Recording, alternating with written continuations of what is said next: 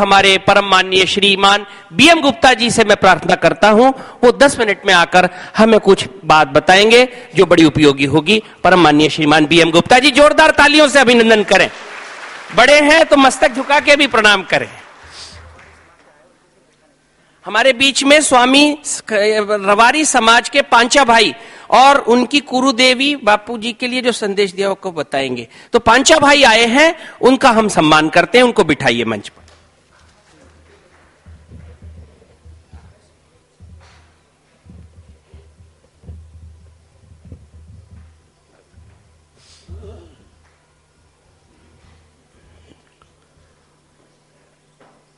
मंचस्थ संतगण, संत शिरोमणिगण और यहां हाजिर सभी साधकों को मेरा प्रणाम और मंचस्थ संतों को मेरा दंडवत प्रणाम स्वीकार हो। एक कहावत है, विनाश काले विपरीत बुद्धि, और वो सरकार की विनाश होने वाला है और उनकी बुद्धि भ्रष्ट हो रही है। एक दूसरी बात भी जग जाहिर है कि सिंह, सर्प और संत को छेड़ना जान की बाजी लगाने के बराबर है। जिन जिन नेताओं ने, जिन जिन सरकारों ने संतों को छेड़ा है वो तहस नहस और बर्बाद हो गई है। दिल्ली में भी देखो, संत हमारे पूज्य बापूजी को छेड़ने के बाद शीला दीक्षित की सरकार खत्म हो गई।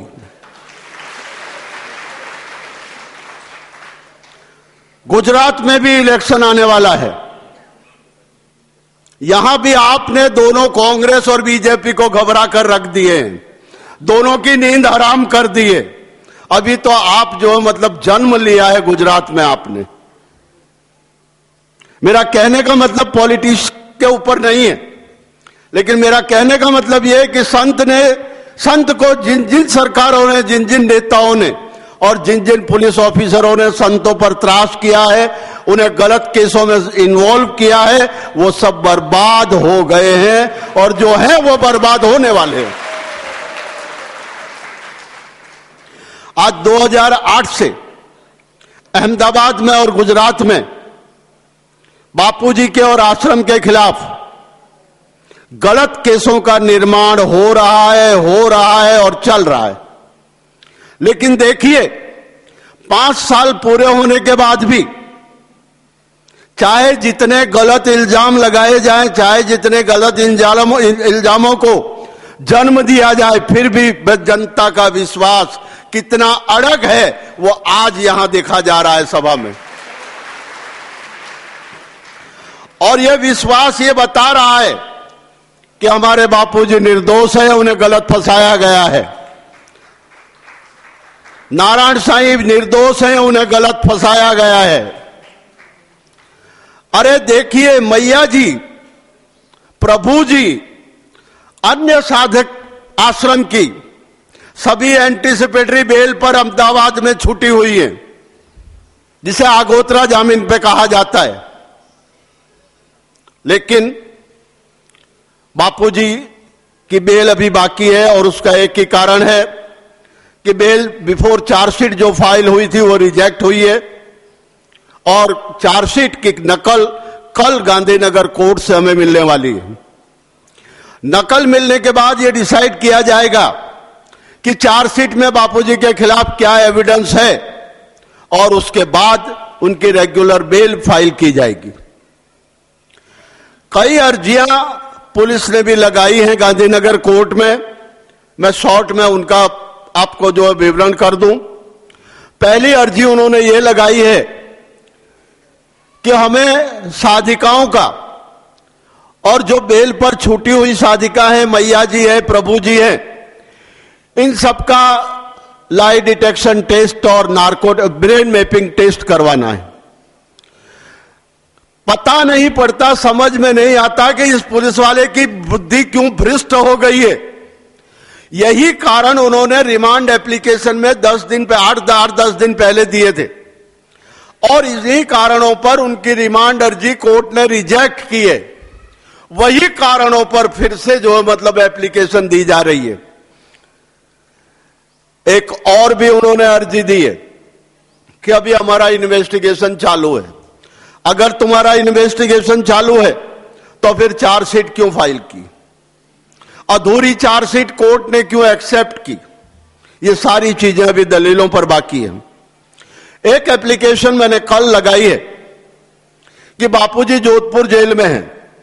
17 तारीख की गांधीनगर कोर्ट ने मुद्दत मुकर्रर की थी बापूजी को लाने के लिए, लेकिन 16, 17, 18 3 दिन जज साहब जो है ट्रेनिंग में है, इसलिए कोर्ट बंद है। इसलिए वो तारीख एडजॉर्न हुई 29 जनवरी के दिन। मीन टाइम मैंने एक एप्लीकेशन ऐसी दी है कि जोधपुर से डायरेक्ट फ्लाइट नहीं है अहमदाबाद के लिए। जोधपुर से या तो दिल्ली जाओ या बॉम्बे जाओ और बॉम्बे से या दिल्ली से अहमदाबाद आओ, और यह 24 घंटे कम से कम लेती है। अगर बापूजी को ट्रेन में लाया जाता है तो उनकी सेहत के अगेंस्ट में है। उनकी उम्र को देखते हुए, उनकी तबीयत बराबर थोड़ी अभी नहीं है, वो सब चीजें देखते हुए वो भी उनकी हेल्थ के लिए हितावह नहीं है। अगर पुलिस की गाड़ी में लाया जाता है तो भी हितावह उनकी उम्र को देखते हुए, उनकी तबीयत को देखते हुए हितावह नहीं है। इसलिए बापूजी को जो भी पुलिस वाले यहां से लेने जाएं, जहां तक मैं उम्मीद करता हूं उसके पहले 20 तारीख वहां एडजॉर्न हुई है जोधपुर में बेल की, और 20 तारीख को सरकारी वकील साहब की आर्गुमेंट्स होगी, और फिर 29 से पहले शायद बापूजी रिहा भी हो जाएं। लेकिन मेरी सभी साधकों से एक हाथ जोड़कर विनती है, देखिए एक बात है, भक्ति में शक्ति है और भक्ति विश्वास से होती है। आपका विश्वास बापूजी में अड़ग है, आप बापूजी की भक्ति करते हैं तो शक्ति आपको अवश्य मिलेगी, और आपकी प्रार्थना में ऊपर वाला भी प्रार्थना को स्वीकार करेगा और बापूजी को रिहा करेगा। इसलिए अगर एक टाइम प्रार्थना करते हो तो 2 टाइम करो, 3 टाइम करो, लेकिन यही प्रार्थना करो कि हमारे बापूजी को हमारे बीच में जल्दी से जल्दी भेजो। अब यह एप्लीकेशन मैंने ऐसी दी थी कि चार्टर प्लेन में जो भी ऑफिसर्स यहां से जाएं, जोधपुर से बापूजी को चार्टर प्लेन में अहमदाबाद लावें, और यहां डेट पूरी होने के बाद उसी चार्टर प्लेन में जो है जोधपुर छोड़ दें, और वो सारा खर्चा आश्रम उठाएगा। ये करने के पीछे एक ही कारण है कि 3 घंटे के अंदर जोधपुर से अहमदाबाद और अहमदाबाद से जोधपुर बापूजी पहुंच सके, उनकी तबीयत, उनके शरीर को कोई तकलीफ ना पहुंचे। संत को तकलीफ पहुंचनी भी जो है नुकसान करता है। मन दुख संत का होना भी नुकसान पहुंचा सकता है, और हमें इस बात का खास ध्यान रखना है कि संत को किसी भी प्रकार से नुकसान या मन दुख नहीं होना चाहिए। इसके अलावा और भी अर्जियां मैंने दी हैं, और सारी जो कुछ हियरिंग पर कल है और बाकी की सारी अर्जियां 29 तारीख को है। मैंने महेंद्र चावला, वैद्य प्रजापति, इनके खिलाफ जो इन्होंने टीवी पर इंटरव्यू वगैरह दिए हैं, उनकी भी फरियादें फाइल कर चुका हूं, और उन फरियादों में से कुछ फरियादों की हियरिंग कल पर है, बाकी की हियरिंग 29 तारीख पर है। और सवाल देखिए, 2008 में आश्रम के कुछ साधकों पर जो फरियादें हुई थी, जो पुलिस केस हुए थे, कम नसीबी यह है कि 2014 शुरू हो गई, लेकिन अभी तक कोर्ट में साक्षी गवाही देने नहीं आते। यह हमारी न्याय प्रणाली का है। सूरत में देखा जाए तो मैं नारायण साईं को जेल में मिलकर आया, उदय भी मुझे मिला जेल में। वहां भी तकलीफ तो है, लेकिन उस तकलीफ का कोई निराकरण नहीं हो रहा। पता नहीं क्या कारण है, लेकिन भाटी पर जो तकलीफें पहुंचाई गई 5 दिन, और जो गैरकायदेसर की कार्यवाही पुलिस ने की है, उस सब के खिलाफ भाटी की फरियाद human right commission, DGP, commissioner of police और सभी अधिकारियों को भेज दी गई है। आज पुलिस ने यहां आश्रम में भी 21/10 को जो सर्च किया वो भी टोटल इलीगल सर्च था। उन्होंने हकीकत में कोई कायदे की प्रोसीजर फॉलो नहीं की थी और इस तरह की सारी गलतियां की थी। यहां से दोपहर को फैक्स करवाए गए, उसके बाद में उनकी गैर रीतियां कम हुई। कम होने के बावजूद भी उसके बाद भी उन्होंने त्रास देना कम कर दिया, लेकिन गैरकायदेसर की अंदर खाने प्रवृत्ति चालू रखी और उसकी भी फरियाद गांधीनगर कोर्ट में हो गई है।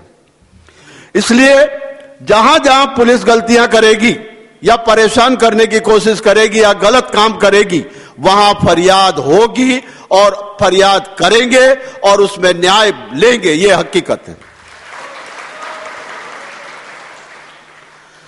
सूरत के केस के बारे में मैं अभी ज्यादा नहीं बता सकता, क्योंकि मैं वहां खुद पर्सनली गया था, नारायण साईं से मिला था और उन्हें जो है कुछ तकलीफ है और उन तकलीफों का निराकरण मैं वहां के वकीलों से जब तक एक व्यवस्थित मीटिंग न कर लूं तब तक मैं वहां की कोई हकीकत बताना नहीं चाहता, क्योंकि वो उचित नहीं है।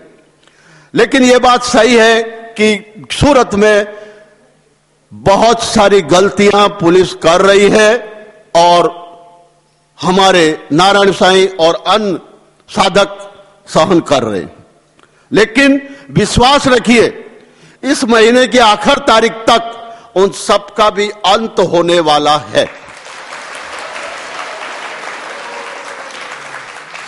समय का अभाव है, इसलिए मैं ज्यादा कुछ न कहकर यही मेरा जो है कहना समाप्त करता हूं और संतगणों से दंडवत प्रणाम करके विनती करता हूं कि वो भी प्रार्थना करें कि ऊपर वाला बापू जी को और नारायण साईं को हमारे बीच जल्दी से जल्दी भेज दे। धन्यवाद।